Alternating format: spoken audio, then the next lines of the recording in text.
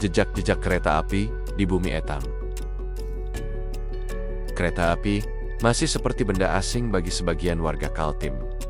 Padahal, jejak relnya sudah hadir pada masa kolonial dan awal kemerdekaan.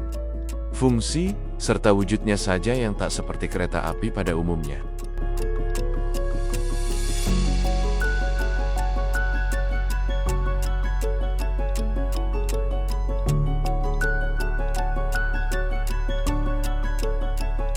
Raksasa-raksasa tambang batubara dan minyak milik Belanda masih berjaya ketika kereta api beroperasi di Kaltim. Sepur-sepur yang melayani perusahaan itu mudah ditemukan di pusat-pusat industri, seperti Balikpapan, Samarinda, Kutai, dan Berau. Jenis kereta api yang umum digunakan pada masa kolonial adalah kereta khusus sepur sempit yang disebut Decauville. Nama itu diambil dari sebuah perusahaan Prancis yang memproduksi sebagian besar rel dan lokomotif. Walaupun demikian, sebenarnya tidak semua lokomotif yang beroperasi di Kalimantan bagian timur diproduksi di Decauville. Di Balikpapan misalnya, lokomotif uap dan listrik yang digunakan sebelum 1950 kebanyakan dari pabrikan Amerika Serikat, yakni HK Porter. Lokomotif HK Porter lalu digantikan buatan Sportjezer NV, produsen asal Belanda. Lokomotif ini dikenal dengan BPM Lok, kependekan dari BPM lokomotif atau lokomotif BPM, karena memang diproduksi untuk BPM di Balikpapan. BPM atau Bataafsche Petroleum Maatschappij adalah perusahaan minyak yang beroperasi di kota tersebut. Menurut keterangan di foto tram BPM, diketahui bahwa kereta api sudah menginjak rel di Balikpapan pada akhir dekade 1910. Rel kereta di Balikpapan secara keseluruhan mempunyai lebar 1067 mm dan panjang lebih dari 45 km. Rosalinda Tumbelaka adalah pegiat sejarah Balikpapan, sekaligus administrator grup Facebook Balikpapan Tempo Dulu. Kepada kaltimkc.id, ia menyampaikan kereta di Balikpapan berfungsi mengantar buruh ke kilang minyak. Kalau kata ayahku dulu, mereka dari rumah naik sepeda, parkir sepeda di tempat parkir di pintu-pintu masuk pabrik, lalu ke dalam naik tram, ujar perempuan yang akrab disapa Ocha tersebut.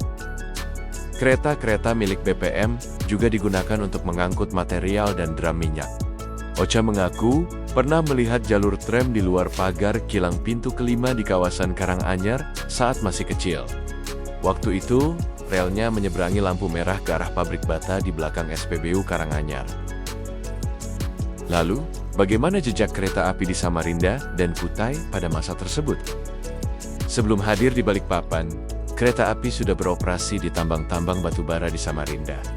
Perusahaan tambang batubara itu adalah Oost Borneo Maatschappij atau OBM. Korporasi yang berdiri pada 1888 itu boleh dikatakan sebagai perusahaan pertama yang menggunakan teknologi kereta api di Kaltim. Saat masih berpusat di Batu Panggal, kini Kelurahan Loa Bakung Samarinda, OBM menggunakan kereta api untuk mengangkut batu bara. Perusahaan ini awalnya memusatkan kegiatan pertambangannya di Batu Panggal dan Palaran, lalu pindah ke Loa Kulu di Kutai. OBM tetap menggunakan kereta api untuk kegiatan pertambangan setelah pindah ke Loa Kulu. Keberadaan rel kereta api di Loa Kulu nampak dari peta yang dibuat Sekutu pada Juni tahun 1945 dan kembali diterbitkan setahun kemudian. Jalur kereta api ini memanjang dari Loa Kulu hingga Loa Janan, tepatnya di Simpang 3 Loa Janan mengikuti alur sungai dan jalan raya. Fajar Alam, penulis buku sejarah Loa Kulu, kejayaan dan keruntuhan kota tambang kolonial di Tanah Kutai, pada 1888 sampai 1970, menegaskan bahwa kereta api di Loa Kulu hanya digunakan untuk mengangkut batu bara. Batu bara saja saya pikir, karena pernah baca tulisan dengan huruf kapital di dinding terowongannya, dilarang menumpang kurungan ini. Jelas, Fajar. Ia menambahkan, sebagian rel masih tersisa di Loa Kulu terutama di sekitar Lubang 1 dan sebuah terowongan yang dilestarikan oleh Kemenbud. Fajar sempat memfoto lokasi tersebut, tapi sayangnya ia tidak dapat menemukannya lagi. Seingat Fajar, di foto tersebut masih nampak sisa rel dan lantai terowongan yang tertutup tanah. Selain di Loa Kulu dan Batu Panggal, kereta api juga digunakan di tambang Loa Bukit, kini masuk wilayah Loa Ulung di Kecamatan Tenggarong Seberang, Kukar. Tak seperti tambang di Loa Kulu yang dimiliki perusahaan Belanda. Tambang di Loa Bukit adalah milik Paman Sultan Aji Muhammad Parikesit yang bernama Aji Pangeran Mangkunegoro. Kereta api di perusahaan ini beroperasi di lokasi tambang yang terbagi dua bagian, yaitu Loa Udik dan Loa Ilir. Jejak kereta api di wilayah Berau. Bukan hanya di Kesultanan Kutai, pertambangan batu bara masa kolonial juga merambah ke tanah Berau. Pada 1914, V.A. Kuls, Sultan Muhammad Aminuddin dari Sambaliung, dan KPF mendirikan sebuah perusahaan tambang bernama NV Stenkolen, Maat Kepej, Parapatan. Perusahaan memusatkan kegiatannya di Teluk Bayur atau Konsesi Parapatan. Pada 1920, operasi pertambangan dipindahkan ke Rantau Panjang, sekitar 4 km dari Teluk Bayur. Teluk Bayur kemudian berfungsi sebagai pelabuhan dan pusat administrasi perusahaan. Berbeda dengan di Kutai, kereta api di Berau mengangkut buruh dan batu bara.